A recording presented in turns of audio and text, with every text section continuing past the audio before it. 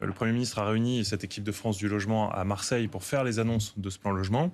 Là aussi, on a regardé quels étaient les points d'inquiétude, les points de vigilance, mais fort de ce plan logement, fort des mesures qui vont être présentées au Sénat et à l'Assemblée, on a bon espoir et c'est vraiment une mobilisation absolument fondamentale parce que c'est profondément utile. Alors, en vrai, c'est moins un sujet de logement que de gens. C'est moins un sujet urbain que humain. On a des Français aujourd'hui qui n'arrivent pas à se loger, ou qui sont logés dans des passoires thermiques, ou qui sont logés dans des conditions pas acceptables, trop loin du travail, trop loin de l'école, trop petit comme logement, trop chaud l'été, trop froid l'hiver. Donc le vrai sujet, c'est comment on répond à cette crise du logement. Et pour ça, effectivement, il y a un plan logement avec différentes mesures, plus de 10 articles, qui va être présenté dès cet été devant le Sénat.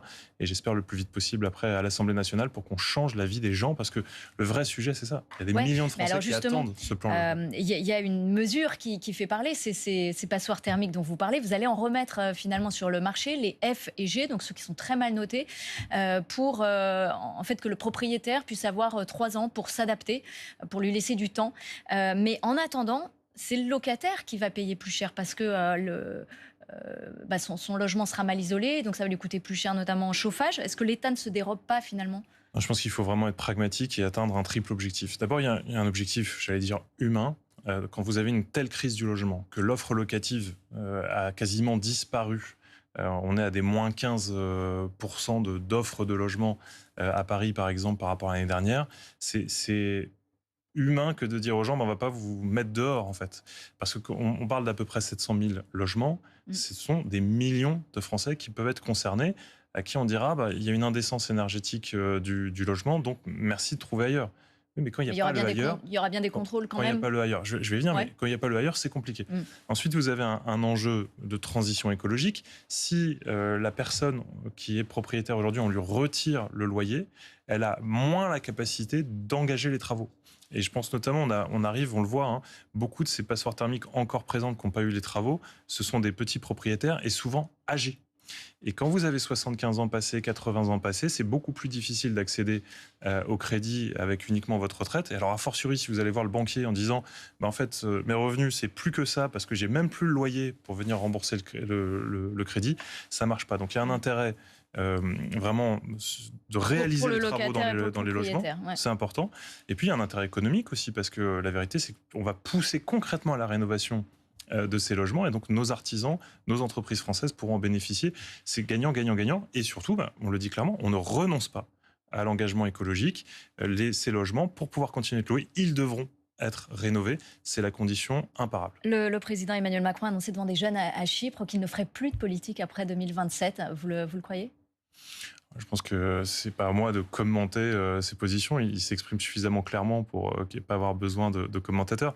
Ce qui est sûr, c'est qu'il y a plein de façons de faire de la politique et le temps est long derrière, donc on verra ce qu'il advient. Vous avez signé une tribune avec 90 ministres et parlementaires pour un candidat de la droite et du centre, mais comment on le désigne ? Vous savez, on a réuni beaucoup de personnalités de la droite et du bloc central sur cette idée que on ne veut pas voir un second tour Mélenchon-Bardella sans avoir de véritables chances de porter un projet. Ça, c'est vraiment déjà ce qui nous fédère. Et puis cette conviction qu'il faut se rassembler, il faut se renforcer les uns les autres pour pouvoir gagner. Il y a un candidat qui est le mieux placé ? Je pense que le seul qui pourra être bien placé demain, c'est celui qui sait rassembler les autres. Aujourd'hui, on est dans un moment où chacun est légitime à être candidat.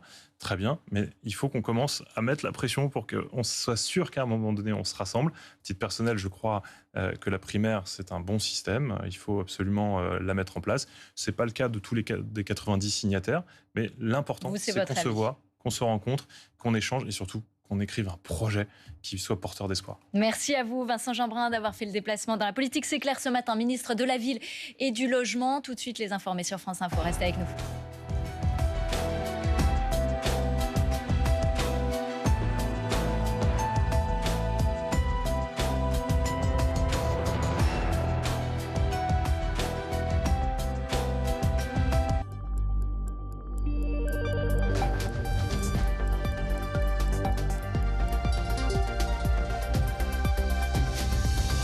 Ravi de vous retrouver pour les informés de l'écho comme chaque samedi sur France Info à la radio et à la télé. Et avec nous ce matin, Claire Sergent. Bonjour Claire. Bonjour. Et je vous présente nos deux informés, nos deux économistes du jour. João Lorenzi, bonjour. Bonjour. Président des rencontres économiques d'Aix-en-Provence. Et à vos côtés, Olivier Redoulès, bonjour à vous. Bonjour.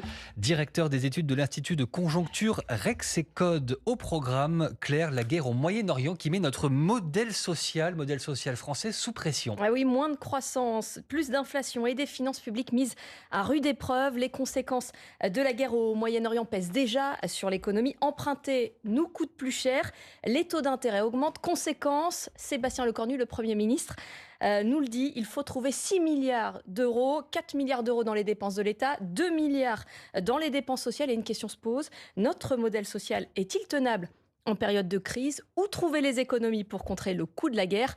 Pas dans les dépenses sociales, nous dit Jérôme Guedj, député PS, invité du 8h30 de France Info hier.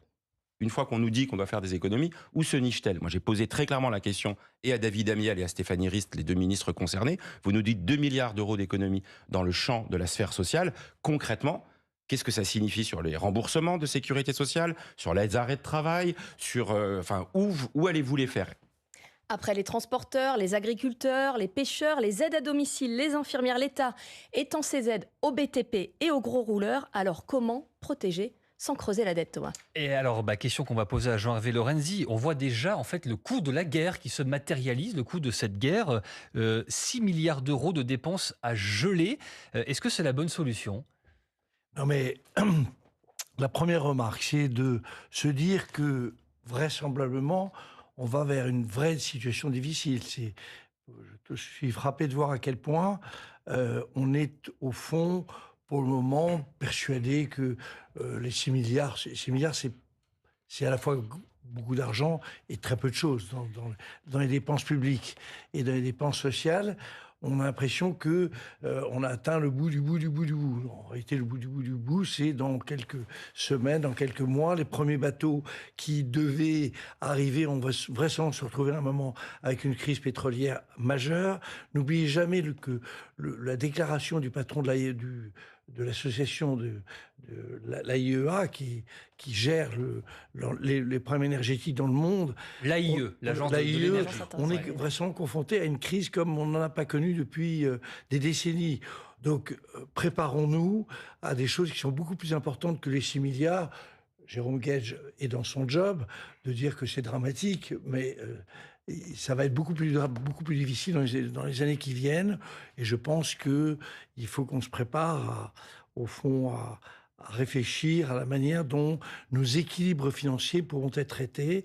Certains disent il faut augmenter les prélèvements, d'autres disent il faut diminuer les dépenses. De toute façon, ce sera des mix des deux, mais on est sur des ordres de grandeur qui seront beaucoup plus importants que ce qu'on imagine. Est-ce que vous partagez, Olivier Redoulès, le pessimisme de João Lorenzi? Le vrai sujet, c'est qu'on part dans cette crise avec des finances publiques, des situations assez catastrophiques.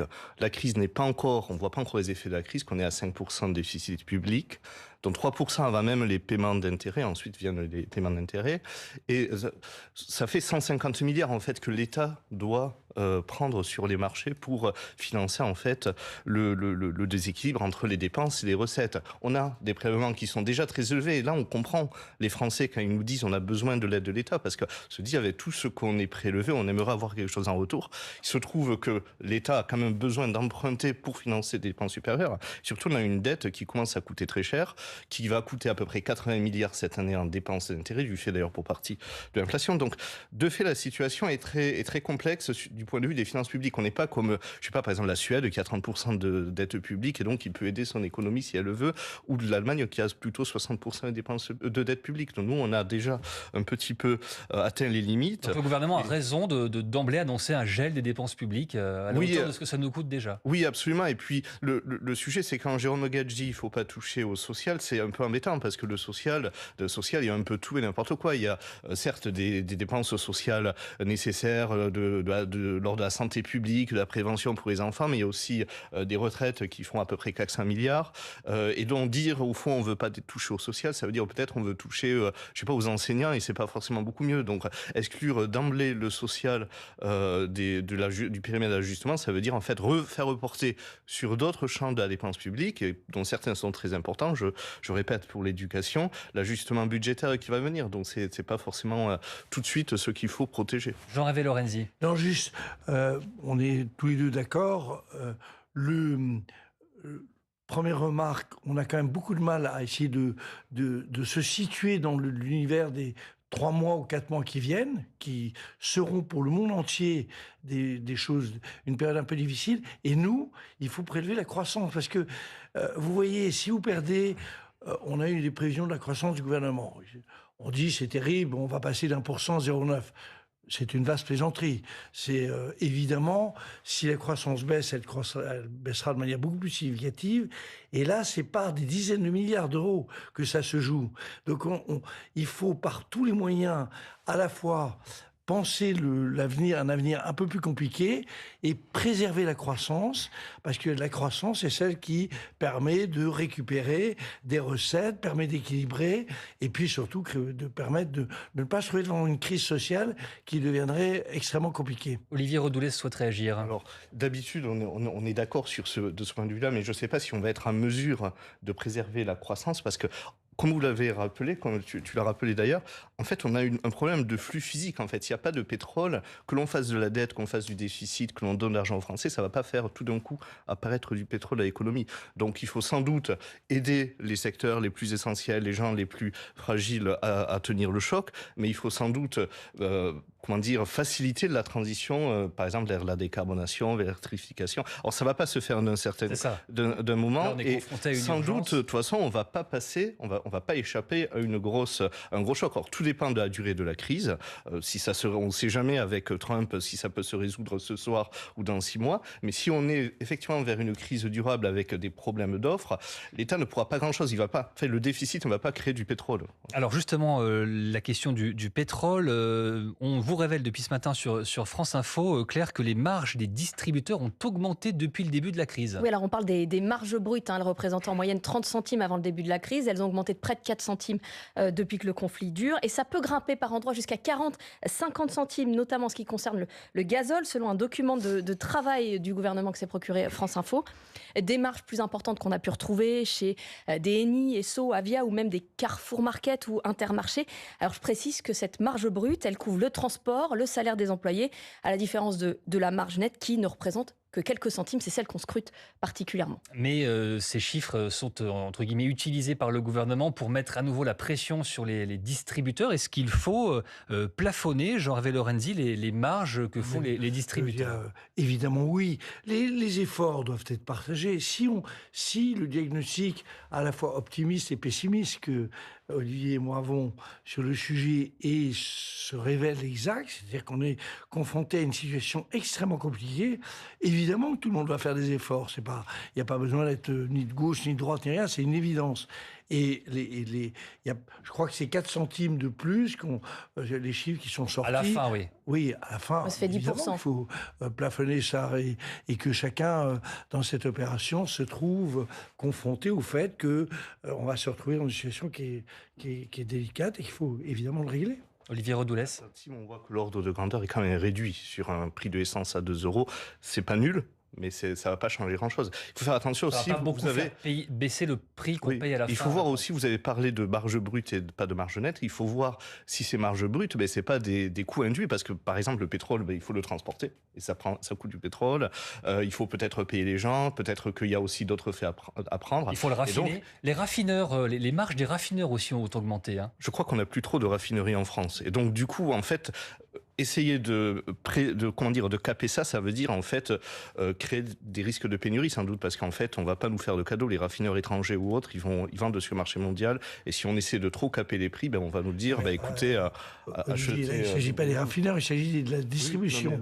Et 4 centimes, on est bien d'accord que ça va pas changer la face du monde, mais si on demande à tout le monde de faire un effort, les 6 milliards, on est au début, il faudra que tout le monde fasse ses efforts, c'est tout. C'est une question de bon sens. Mais là, il y a une enquête qui est faite. Les économistes que nous sommes là pour regarder des chiffres. On va bien voir ce qui se passe. Si les chiffres sont justifiés, il ne faudra pas y toucher. Si les chiffres ne sont pas justifiés, Intuitivement, je pense que c'est à 50% non justifié. Oui, peut-être 49, allez, 41%. On a une direction de la concurrence de fraude, elle fera son travail. Je veux dire, tout ça va être vérifié. Mais il faut qu'on se prépare à quelque chose qui, est vécu comme acceptable par la société française. Oui. Évident, je veux dire, et 2, qui, quand même, par tous les moyens, protège, pas par tous les moyens, pas par un quoi qu'il en coûte, mais par, en tout cas, tout ce qui peut être intelligemment pensé, préserve ou essaie de maintenir un niveau de croissance qui ne sera pas de 0,9, comme on l'a annoncé, mais vraisemblablement, comme l'a dit plutôt le chancelier Merz pour son propre pays, de 0,5, ce qui est quand même... Alors là, on touche sur des chiffres qui sont autrement plus importants. Et on continue la discussion dans un instant. Et je suis d'accord que la distribution ne va pas changer la face du monde. Jean-Hervé Lorenzi, Olivier Redoulès, vous restez avec nous. La deuxième partie des Informés de l'Écho, juste après le rappel de l'info à 9h50, c'est avec Diane Ferschitz. 15 ans de réclusion criminelle, la condamnation prononcée par la Cour d'assises des mineurs des Pyrénées-Atlantiques à l'encontre de l'ancienne élève d'Agnès Lassalle, la professeure d'espagnol poignardée en plein cours il y a 3 ans à Saint-Jean-de-Luz. La justice retient l'altération du discernement du jeune homme alors âgé de 16 ans au moment des faits. Dans l'enquête sur la mort de Mehdi Nargissi, la Fédération française de rugby est mise en examen pour homicide involontaire. Son président s'est expliqué pendant plusieurs heures hier devant les enquêteurs sur la disparition du jeune joueur. C'était il y a 2 ans, en mer, au large de l'Afrique du Sud, en plein stage de l'équipe de France des moins de 18 ans. Faut-il plafonner les marges brutes des distributeurs de carburant? Depuis le début du conflit au Moyen-Orient, elles ont augmenté de 30 à 33,6 centimes par litre en moyenne, selon un document du gouvernement consulté par France Info. Mais certains distributeurs affichent des marges brutes plus hautes, jusqu'à 50 centimes par litre de gazole, 40 centimes par litre d'essence. Et on se dirige peut-être vers une reprise des discussions entre Iraniens et Américains au Pakistan. Une délégation américaine est en tout cas attendue sur place aujourd'hui. Les émissaires iraniens sont eux déjà arrivés à Islamabad. France Info. Les Informés de l'Écho, Claire Sergent, Thomas Séchier. Et on continue de parler avec nos deux informés, Jean-Hervé Lorenzi, le président des rencontres économiques d'Aix-en-Provence, et Olivier Redoulès, le directeur des études de l'Institut de conjoncture Rexecode, de cette guerre au Moyen-Orient, de son impact sur notre modèle social et notre pouvoir d'achat, Claire. Oui, les Français sont inquiets, leur pouvoir d'achat a du mal à suivre, ou plutôt ce sont les salaires qui ont du mal à suivre, avec une question. Les prélèvements sont-ils trop importants alors que les impôts sur les salaires sont au plus haut depuis 10 ans, nous dit l'OCDE. La France est numéro 3 des pays européens qui taxent le plus les salaires, juste derrière la Belgique et l'Allemagne, largement au-dessus de la moyenne européenne. En France, quand un employeur dépense 100 € pour un salarié, ce dernier reçoit un peu moins de 53 €. Et voilà le retour de l'éternel débat. Jean-Hervé Lorenzi, est-ce que la France taxe trop le travail? Oui, en fait, on a 3 problèmes sur le travail. Un tout petit peu plus compliqué que juste les 53 qui sont évidemment... Le premier aspect, c'est que les salaires faibles, et notamment les salaires proches, disons, du SMIC, sont faibles. Et donc, une fois de plus, l'équilibre économique, c'est une offre, il faut investir, donc il faut des profits, et il faut des salaires pour pouvoir acheter, et donc avoir une demande qui est forte. Une partie du salaire sont faibles, et ils soient élevés par rapport à la médiane des salaires. Ça, on a notre Parlez SMIC. Bien dans le micro, Olivier Redoulès. Le revenu au SMIC est très élevé par rapport au salaire médian de la population. Le salaire en absolu, on peut considérer qu'il est faible ou autre, mais ça nous distingue des autres pays, par exemple de l'OCDE, c'est qu'au fond, en fait, on fait beaucoup de redistribution entre les salariés. Et le 53%, c'est une moyenne. En fait, le taux de prélèvement sur les bas salaires, il est très faible.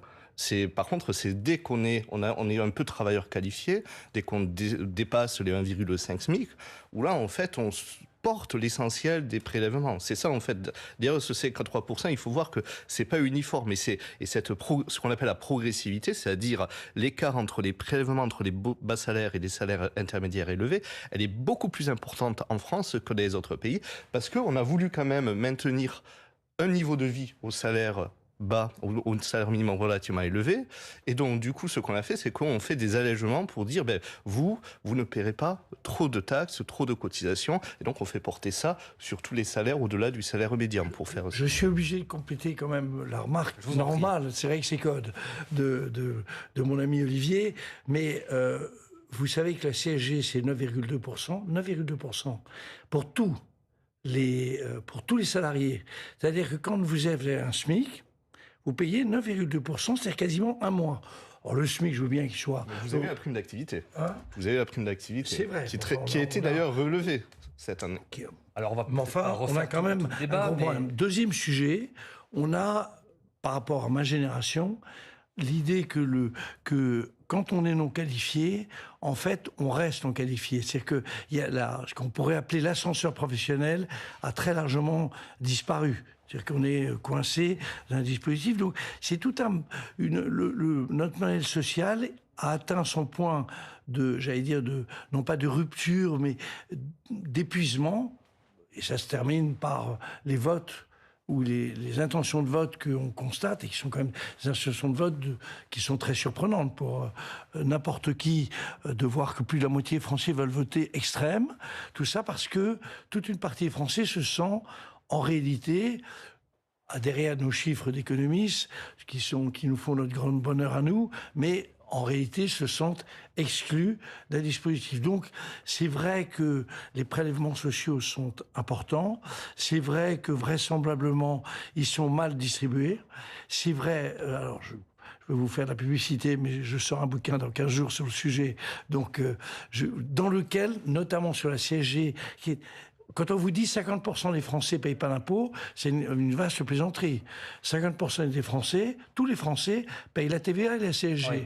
Ce qui fait l'énorme masse des impôts. Dans ce contexte tendu, quelles sont les marges de manœuvre que dont le gouvernement dispose pour rendre du pouvoir d'achat aux Français ? Alors, il faut voir où partent ces prélèvements. Alors d'ailleurs, je suis complètement d'accord avec Gervais sur la mobilité sociale. Et donc, en fait, la réalité, c'est que quand on monte en salaire, on gagne pas tellement en plus. C'est parce qu'en fait, on paie de plus en plus de prélèvements et c'est très rapide. Mais le vrai sujet, c'est que ces prélèvements, ils servent à quelqu'un. Et il y a une note de l'INSEE qui est parue il y a quelques jours qui le montre. En fait, c'est un énorme transfert des salariés vers les retraités, pour faire simple. Alors c'est un peu plus complexe que ça, mais globalement c'est ça. Et donc de fait, en fait, on finance à la fois les salariés, finance très largement, pas intégralement, à la fois les dépenses de retraite des retraités qui font à peu près 420 milliards d'euros, qui sont parmi les plus élevés de l'OCDE rapportés au PIB, à la taille de l'économie, mais aussi la santé des retraités, où les retraités ne financent assez peu. On finance via leur CSG, mais ils ont des taux réduits. Et donc en fait, si on veut redonner des marges de pouvoir d'achat pour les salariés, il faut sans doute réduire en face la dépense que tous ces prélèvements financent, c'est-à-dire soit les retraites ou soit les mettre en contribution les retraités sur leur propre protection sociale. Voilà, et ça, c'est un enjeu politique. Quelques pistes de réflexion. On a ce qu'il vient de dire, d'accord. Je dis à mon ami Olivier que c'est extrêmement dangereux parce que les retraités sont déchaînés sur l'idée qu'on puisse toucher. Et on aura l'occasion, bien sûr, d'en reparler. Des retraités qui ont des retraites très convenables. Et Olivier Redoulès, on doit s'arrêter là. Merci à tous les deux d'être venus ce matin nous voir dans les informés de l'Écho sur France Info. Merci beaucoup Claire Sergent et bonne journée bien sûr sur France Info, à la radio et à la télé.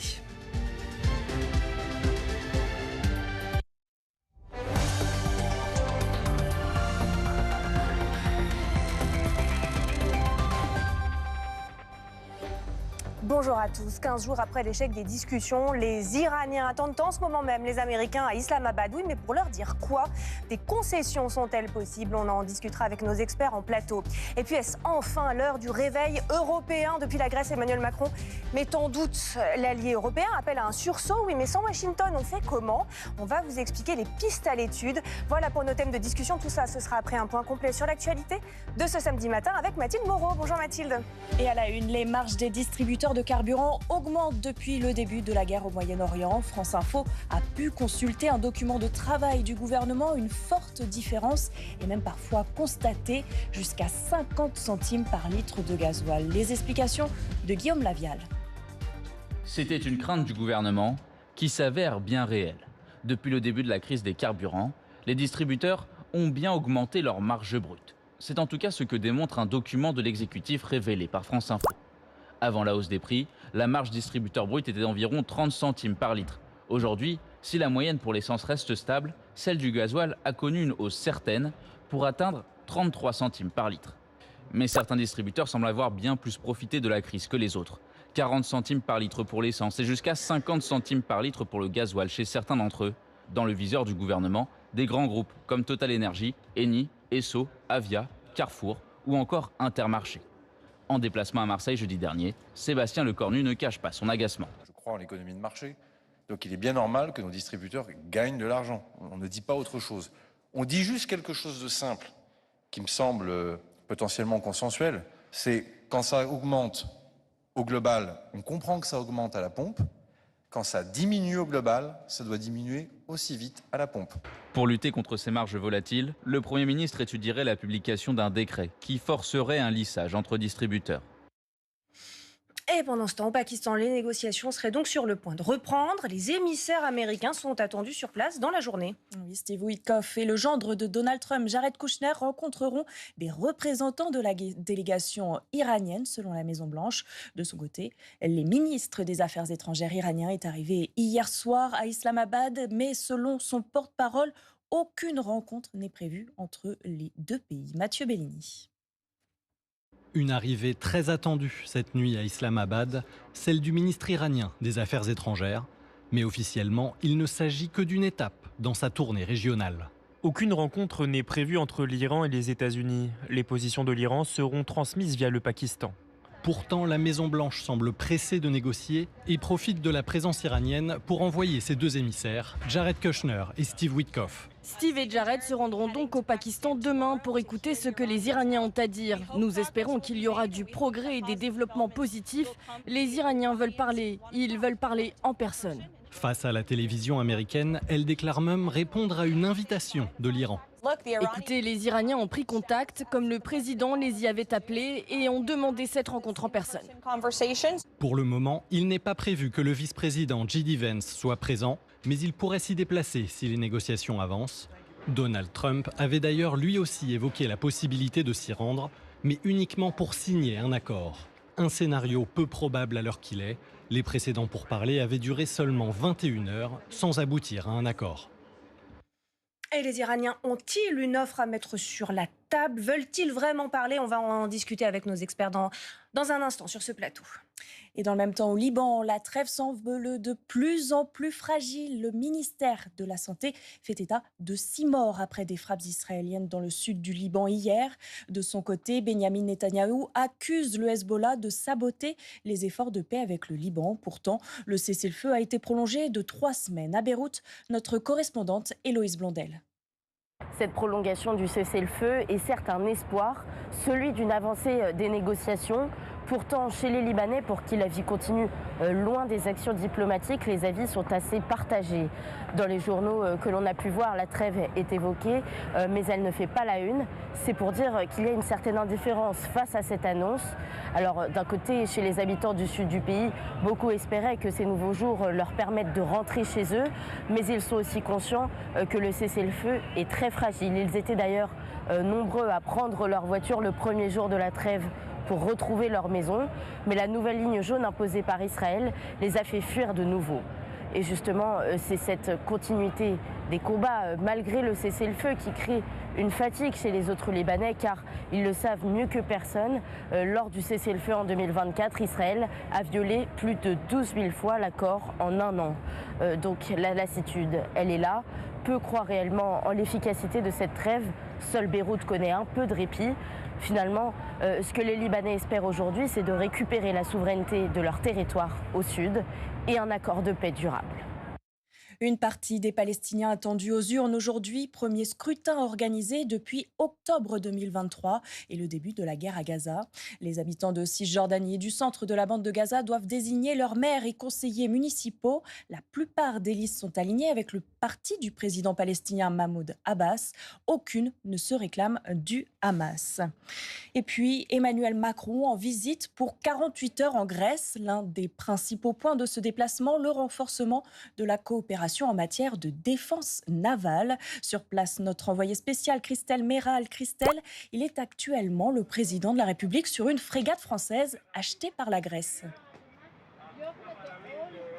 Oui, c'est une visite symbolique pour afficher la coopération entre la France et la Grèce en matière de défense. Emmanuel Macron est donc à bord d'une frégate française qui a été produite à Lorient. Ces dernières années, la Grèce a acheté 4 frégates, mais aussi 24 Rafales. Car il y a 5 ans, Paris et Athènes ont scellé un partenariat stratégique de défense et de sécurité, partenariat qui désormais sera reconduit de façon tacite. Lors de ce déplacement, Emmanuel Macron devrait aussi tenter de plaider auprès de la Grèce pour qu'elle achète 4 sous-marins français. Pas de décision attendue dans l'immédiat, mais le dossier pourrait avancer. Emmanuel Macron, qui hier soir a plaidé une fois de plus pour la souveraineté européenne, mais si la Grèce achète une partie de son équipement militaire à la France, elle reste très liée aux États-Unis. Athènes a d'ailleurs commandé l'an dernier 20 avions de chasse aux Américains.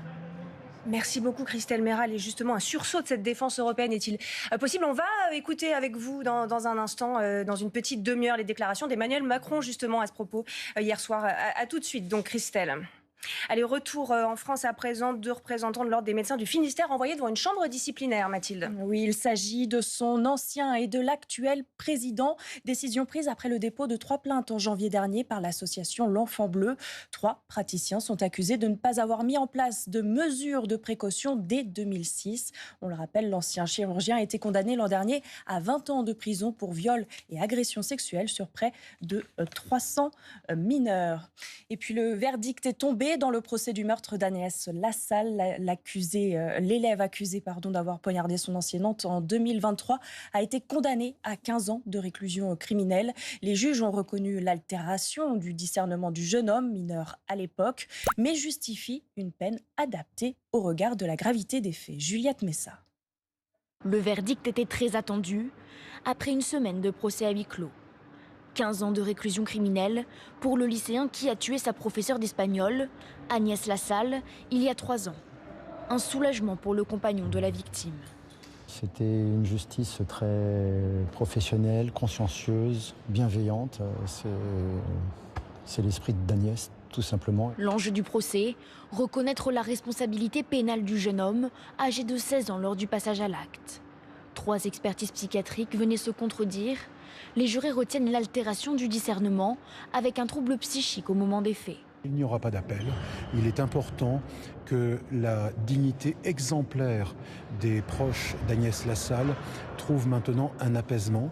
Pour mon client, c'est important aussi parce que cela va lui permettre d'envisager l'avenir et d'être en quelque sorte l'acteur de sa reconstruction. Le 22 février 2023, Agnès Lassalle avait été mortellement poignardée au sein du collège-lycée Saint-Thomas d'Aquin à Saint-Jean-de-Luz par l'un de ses élèves.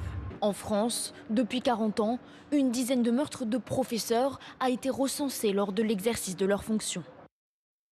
Nouveau procès requis contre le tueur en série Francis Holm. Celui qui est surnommé le routard du crime pourrait être jugé pour la mort de Jean-Joseph Clément. L'agriculteur avait été retrouvé le crâne fracassé en 1989. Mis en examen une première fois 3 ans plus tard, Francis Holm avait bénéficié d'un non-lieu. Après une réouverture du dossier en 2023 au tribunal de Reims, c'est le parquet du pôle des crimes non élucidés de Nanterre qui a repris en main en février 2024. Voilà Florence pour l'essentiel de l'actualité. Merci beaucoup Mathilde. Tout peut donc se produire à l'issue de ce nouveau week-end crucial, y compris une reprise des combats. Vous l'avez compris, les yeux sont donc rivés une deuxième fois sur Islamabad, où vont se trouver en même temps, dans quelques heures, la délégation iranienne emmenée par le chef de la diplomatie Abbas Araghchi et la délégation américaine, Steve Witkoff en tête, les mêmes donc que ceux qui négociaient avant le début de cette guerre. Va-t-il y avoir négociation directe ou pas? On ne le sait pas encore à cette heure. Y a-t-il vraiment une offre sérieuse qui pourrait être mise sur la table par les Iraniens et par les Américains? Ont-elles la moindre chance d'aboutir ces discussions? On a les meilleurs experts pour tenter de le comprendre. Anthony Bélanger, bonjour à vous. Bonjour. On est ravis de vous avoir, notre expert international. Et on accueille aussi Djilali Benchaban. Bonjour. Bonjour, vous êtes analyste géopolitique et directeur du cabinet CO Stratégie et Conseil. Mais tout d'abord, on retrouve sur place notre correspondante Ondine de Gaulle à Islamabad. Le ministre des Affaires étrangères iranien est bien arrivé hier soir sur la base aérienne de Nour Khan. On sait qu'il a été accueilli par son homologue pakistanais, mais aussi le chef de l'armée, le maréchal Hassim Mounir, qui, on le sait, est très impliqué dans la médiation en cours, et le ministre de l'Intérieur, qu'on sait proche des Iraniens. Officiellement, les Iraniens parlent de tournée régionale, et d'ailleurs, Abbas Araghchi ensuite doit s'envoler pour Oman et Moscou. Ce que dit Téhéran, c'est que les réunions d'aujourd'hui seront limitées à des échanges bilatéraux avec les autorités pakistanaises. Dans le même temps, on attend la délégation américaine et les Iraniens ont tout de suite réagi en disant qu'aucune rencontre aujourd'hui n'était prévue entre l'Iran et les États-Unis et que les éventuels messages et observations de Téhéran seront transmis via le Pakistan. Certains observateurs pakistanais ironisent ici en parlant de discussion au sujet de discussion, mais ce qu'on est en train de voir se mettre en place actuellement à Islamabad, c'est donc non pas un format trilatéral d'échange direct comme il y a 2 semaines, mais ce qu'on appelle une diplomatie de la navette, et c'est d'ailleurs ce qu'on avait vu aussi la semaine dernière pendant le déplacement d'Hassim Mounir à Téhéran pendant 3 jours. Donc on sent bien que malgré les affichages des uns et des autres, tout de même les 2 parties semblent souhaiter trouver une issue rapide à ce conflit. Et on comprend aussi que la venue aujourd'hui du ministre iranien des Affaires étrangères est le résultat de la diplomatie active qui est menée en coulisses par Islamabad au cours des jours précédents. Et vu depuis ici à Islamabad, la venue du diplomate iranien est vue comme un signe encourageant. Et donc on attend de voir ce que vont donner ces entretiens d'aujourd'hui. Et on attend donc aussi l'arrivée, vous l'avez compris, de cette délégation américaine qui n'est pas encore sur place et sans doute même pas encore partie des États-Unis où c'est la nuit en ce moment à Washington. Anthony Bélanger, on est quand même déjà assez loin, on peut le dire, de ce qui s'est déroulé il y a 2 semaines. Arrivée en grande pompe de J.D. Vance, l'espoir d'une résolution du conflit. On part plus là sur de la discussion en catimanie, quoique les Iraniens auraient un message à faire passer. Alors, les Iraniens ne viennent pas pour n'importe quoi, ne viennent pas sans avoir des billes en main, ça c'est sûr. Sinon, on ne fait pas déplacer M. Witkoff et M. Kushner. Donc, il va y avoir forcément des négociations. Écoutez, alors, il y a 2 théories qui s'opposent. Il y a ceux qui disent, et moi j'en fais partie, que le fait que ce soit une négociation de, low-key, c'est-à-dire moins spectaculaire, un niveau inférieur, moins spectaculaire, moins médiatisé, avec le déplacement de Air Force 2, l'arrivée de J.D. Vance, les journalistes assoiffés d'informations et d'espoir. Eh bien, le fait que ce soit une réunion moins capée, on va le dire comme ça, est plutôt une bonne nouvelle. Ça veut dire qu'en fait, on va pouvoir probablement discuter de choses sérieuses plus profondément et sans l'embarras de l'apparat politique qui viendrait, et surtout sans la gravitas.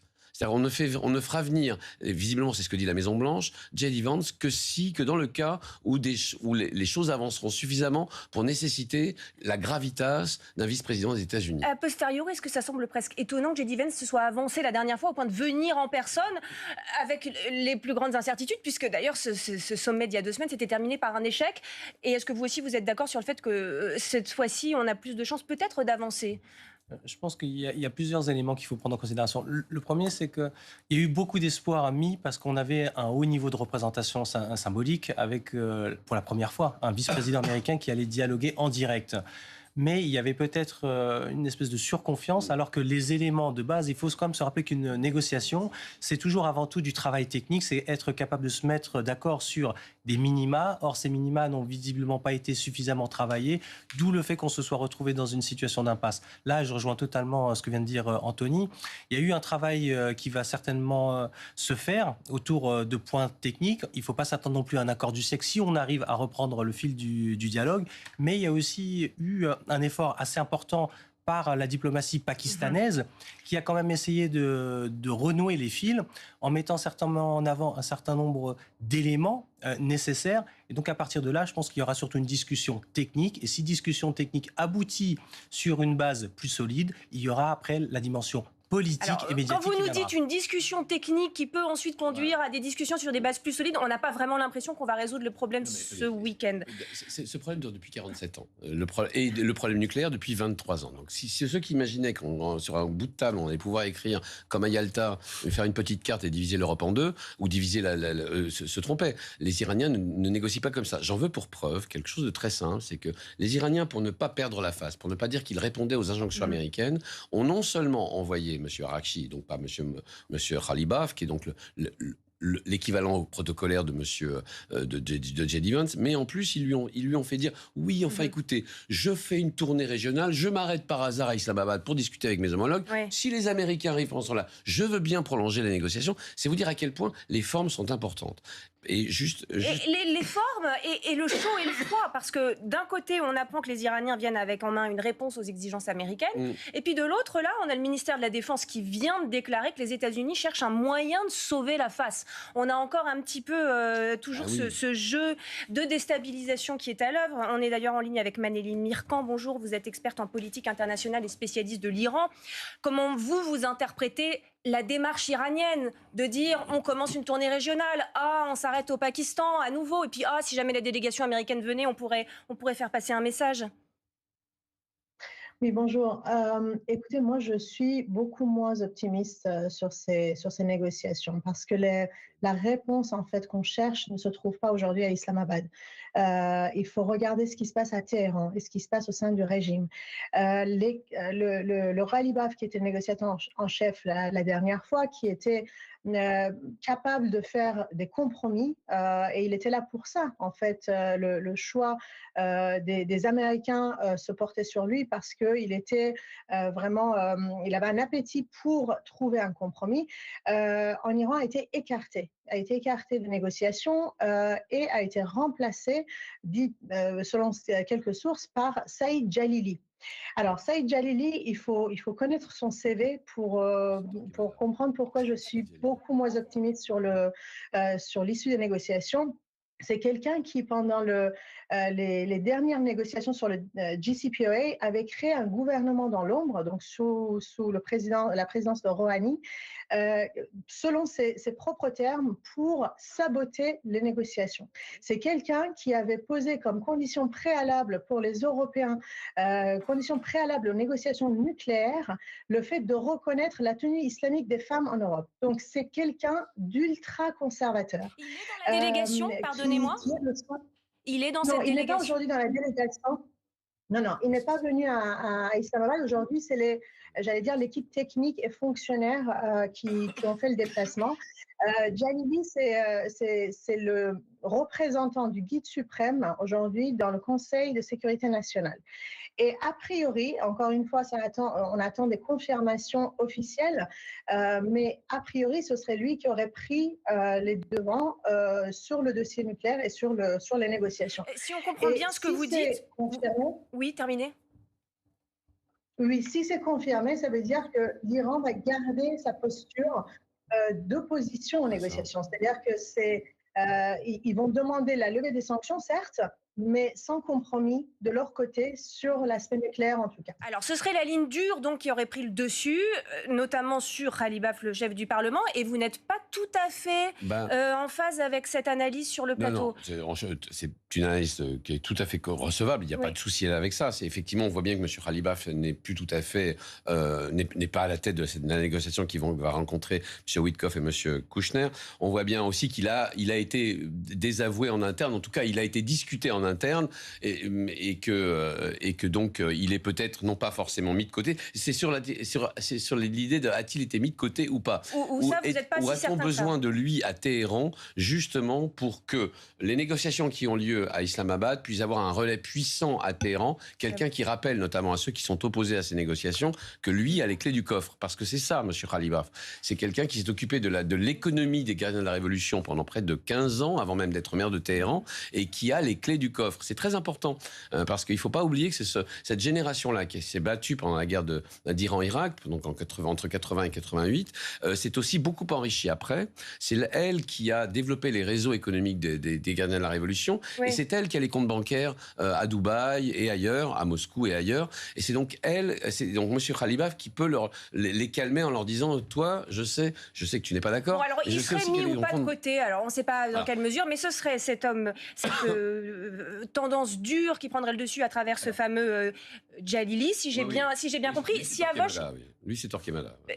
Torquemada, bon. Oui, alors attendez, on me dit qu'on a Siavosh Ghazi, mais en réalité que la connexion est un peu difficile.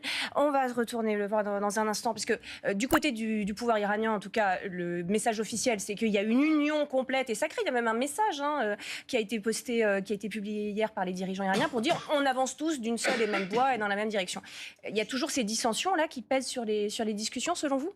Pour moi, il y a une clarification. À la base, la dissension, elle est peut-être plus autour de certaines expressions que sur les objectifs recherchés. Les objectifs recherchés ne varient pas. C'est maintenir la prééminence de l'Iran dans la région, c'est être en capacité de pouvoir pérenniser le programme nucléaire, mais en donnant des gages sur le fait que la dimension militaire sera contrôlée. Mais dans l'absolu, j'ai envie de dire la chose suivante. Lorsqu'on envoie les plus durs, on est aussi dans cette logique de cohérence. Là, c'est Abbas Araghchi, encore une fois, qui a l'habitude de parler avec les Occidentaux, qui est envoyé. Mais on voit bien que Araghchi, aujourd'hui, c'est l'émissaire, c'est le technicien, c'est le diplomate. Mais si aujourd'hui, on est vraiment dans cette reprise en main par les durs, ça signifie que derrière, l'Iran remontre une forme de cohérence dans la ligne qui est la sienne. Et l'idée, c'est de démontrer que sur les objectifs, quelle que soit la figure qui va représenter la négociation, on est complètement en phase avec ce qui est attendu de la part du pouvoir iranien. Et ce qui met aussi d'une certaine manière la pression à Washington sur les concessions qui peuvent être négociées ou pas. Alors, en fait... Mais c'est des négociations en trompe-l'œil ou pas ? Non, mais qu'on comprenne. Le truc, c'est que, en fait, ça tout part de l'analyse de base. C'est-à-dire, si les Iraniens croient, les éditoriaux du monde occidental, qui disent qu'ils ont gagné, si les Iraniens se trouvent que le simple fait d'avoir survécu à 2 mois de bombardement... Les Iraniens, vous voulez dire le régime iranien, pardonnez-moi. Le régime iranien, les gardiens de la Révolution, trouvent que le fait d'avoir